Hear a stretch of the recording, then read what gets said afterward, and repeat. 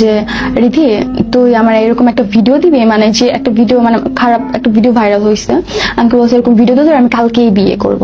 পরে মানে কসম বলছি, কসম বিয়ে করবি কালকে? পরে বলছে আমি কালকেই তোরে বিয়ে করবো, আমার মার কসম বাবার কসম, না করলে তাহলে জীবনের কথা কোনো দেখিস, তুই মরে গেল কথা বল, মানে অনেক উল্টাপাল্টা কথা বলছে। পরে আমিও অনেক ইমোশনাল হয়ে গেছিলাম, বলছে দে অনেকবার করে বলছে। পরে মানে ভিডিওটা মানে ওর আমার সাথে কলেজ ছিল, ভিডিওটা স্ক্রিন রেকর্ডিং করে রাখছে। আমি তো ভাবি না কখন স্ক্রিন রেকর্ডিং করে রাখছে এগুলো।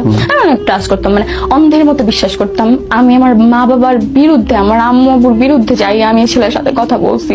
ওই ছেলে পরে এগুলো স্ক্রিন রেকর্ডিং করে রাখছে। আমি তো কখনো ভাবিনি এগুলো স্ক্রিন রেকর্ডিং করে রাখতে পারে। ওই মানে এতটাই বিশ্বাস করতাম, অন্ধের মতো বিশ্বাস করতাম। যাকে এত ভালোবাসলে, এত বিশ্বাস করলে, সে তোমার অসম্মতিতে তোমার গোপনে তোমার ক্ষতি করার জন্য। হ্যাঁ, তোমার এর ভিতর আমাকে বলতেছে যে কিছুদিন পরে বলতেছে যে আমার কিছু টাকা লাগবে। পরে আমি বলছি যে আমি এখন কই পাবো এত টাকা? পরে বলছে তোর স্বর্ণের চেন বা আংটি থাকলে বিক্রি করে দে।